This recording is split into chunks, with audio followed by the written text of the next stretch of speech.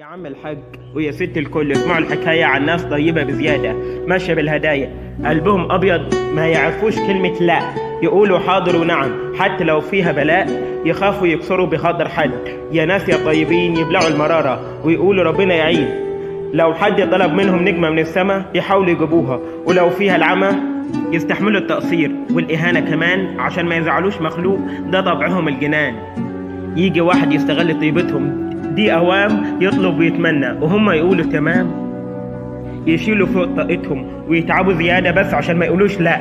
دي عندهم عبادة، يخافوا يقولوا مش قادرين أو ده مش حقيقي، يحسبوها ألف حسبة، ويخافوا من الردي. يا خسارة الطيب اللي بتيجي على النفس، بتخلي الواحد مهموم وما بينامش الليل كنس.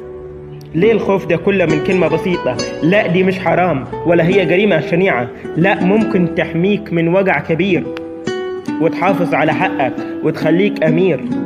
اللي بيطلب زيادة عن حقه ما يتكسفش.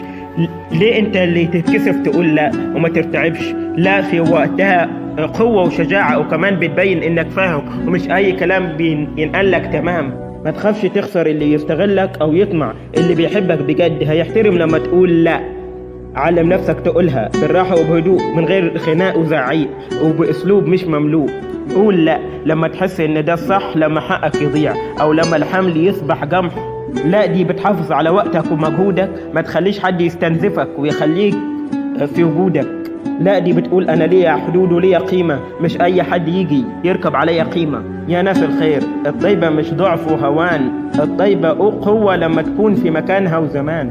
لكن لما الطيبة تزيد عن حدها تتقلب لضعف والكل يستبدها. فوقوا لنفسكم شوية وبلاش سذاجة، الدنيا مش وردية ومليانة عواجة.